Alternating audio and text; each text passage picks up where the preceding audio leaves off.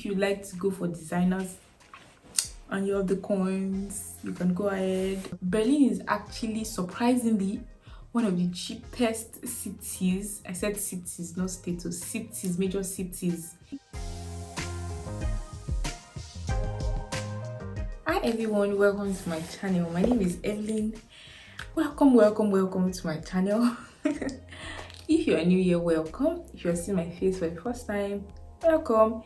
If you are not new here and you are yet to subscribe to this channel, please do so. Please remember to subscribe and give this video a thumbs up if you like it. I film about living, working, schooling in Germany. So if you'd like to see more videos like that, please remember to subscribe and click the notification bell to get notified every time I post new videos. So let's jump right into it. Like I usually say at the beginning of every video, a lot of the videos that I put up are usually inspired by the questions that I get on my YouTube channel and on my Instagram. So if you're not following me yet on Instagram, please do so. My name is Olalekan-Elesin. My handle is Evelyn-Elesin on Instagram and on Twitter and I think on Facebook. So let's connect. Back to what I was saying. I've gotten questions about living expenses in Germany. So I'll be doing like I'll be doing like a breakdown of what to expect. You cannot really say exactly, but an idea of what to expect if you intend to move to Germany in the near future. So let's go. Living expenses is actually not expensive in Germany as you would think it will be. Germany is actually quite cheap and it is ranked, so far that I saw, it is ranked the 15th expensive country in the world, making it cheaper than countries like UK, Norway, France, Netherlands. And so one thing to consider is rent, which is like the most expensive thing, of course. And this is how I'd like to look at rent.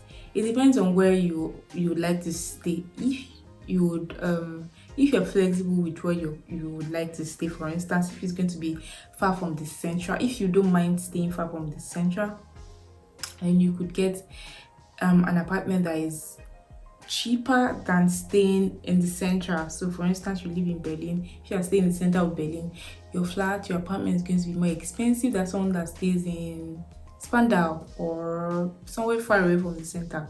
If you get what I mean. And I think that is just how it is all over the world, I guess. So if you can afford to stay 45 minutes or 1 hour away from the center, it makes a whole lot of difference. If you can, for instance, if your place of work is 45 minutes or maybe in the center, if you can afford to stay 45 minutes away from your place of work, it's going to really help you save a lot of coins. But if you would like to be like 5 minutes, 10 minutes, 15 minutes away from the center, and you can afford it, some people say, oh, I'd like to be in the middle of where it is happening, where it is bubbling. You understand? But if you can afford it, fine. But if you're looking at something less cheaper, you might consider moving to somewhere that is away from the center. Now this breakdown will be for a single person, and if you're married and you would like to know at the end of this video, once you do the total, it should be like 50% higher than the total of what we have as a single person. So I'll explain at the end of this video. Now, like I said, rent is the most expensive thing. So as a single person, your rent could go from 300 euros if you're getting like a shared flat, a shared apartment, a student flat. You can be paying as much as 300 euros per month. Rent is per month, yes. Or if you don't like to stay in a shared apartment, you could pay as much as 700 euros in a one-room studio apartment. You could pay as much as 700 euros per month. So that's that. So for a student, for a single person, if your source of finance, is your blocked account, and you're receiving 850 euros per month, and 300 euros goes into rent, you're left with a total of about 500 euros to spend from the rest of the month. And I even think, even me as a married person, I think that is actually cool. That is nice. That should be enough. Now, food and groceries. Food is actually one of the cheapest things. I think it's even the cheapest things here in Germany, like really, really cheap, and you can get really healthy stuff, fruit, veggies at really, really cheap prices, and there are quite a lot of choices that you can make. So let's say I would say you can spend 200 euros per month on food and groceries. Yeah, there are a lot of supermarkets around, and there are a lot of discount supermarkets where you can get things at cheap rates. There are also farmers markets around where you can get things at really cheap rates. One tip: if you stay close to a farmers market, maybe you can try to go towards the evening. They usually try to give out stuff that did not get sold during the day, and they are not able to keep on to the following day, because you know farmer stuff are usually really raw, and they like to like sell fast so that they don't have to keep to the following day, because it's without preservatives and it will get spoiled easily if they don't sell it. So if you can just stroll by in the evening, you really see them like trying to give out stuff. And when you even go inside to get like stuff like meat, if it's in the evening, I've had times that sometimes I had to go to their stores in the evening.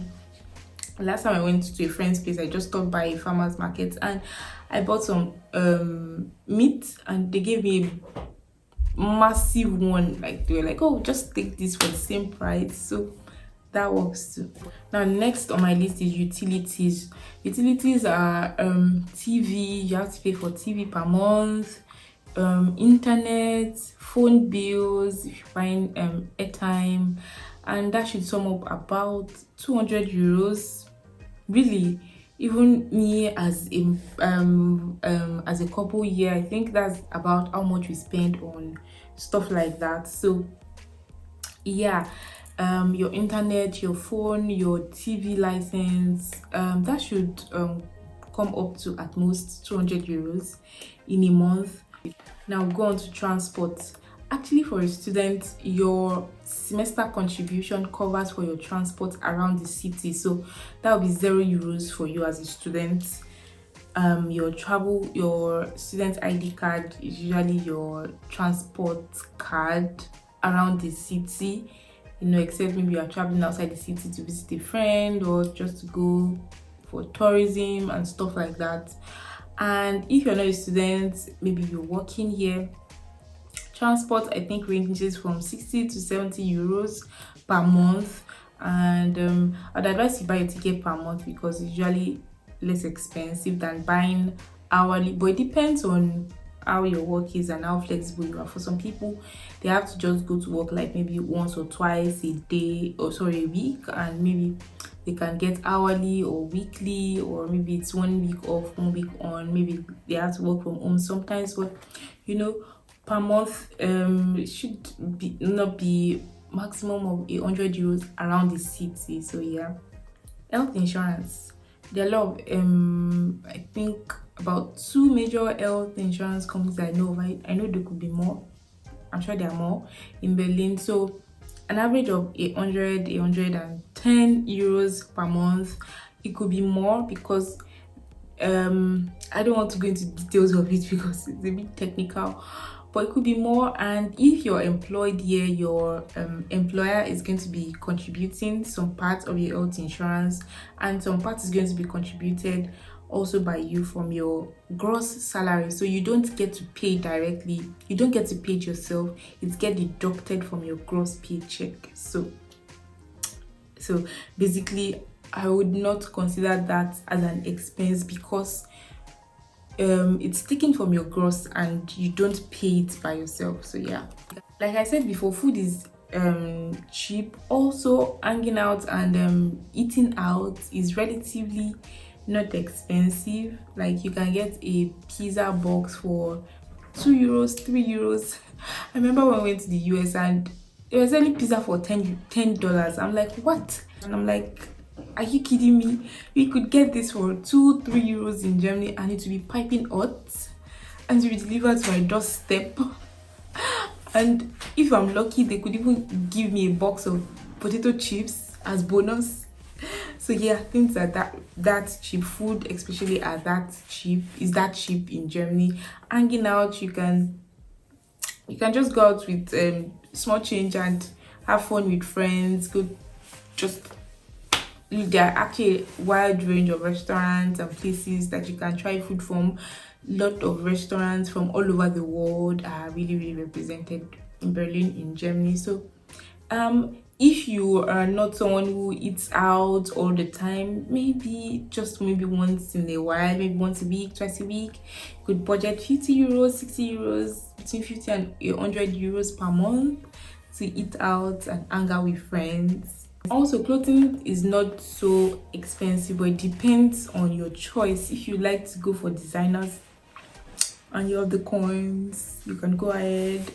But really, normal clothes, day in day out clothes are really not so expensive, and everyone has their own level. You can walk into high street stores to get your normal clothes for cheap prices, not so expensive. Your bags, your shorts, your blouses, earrings, bags, stuff like that are actually not expensive. Now, comparing cities in Germany or states in Germany, Berlin is actually surprisingly one of the cheapest cities. I said cities, not states. So cities, major cities in Germany, cities like Berlin, Munich, Frankfurt.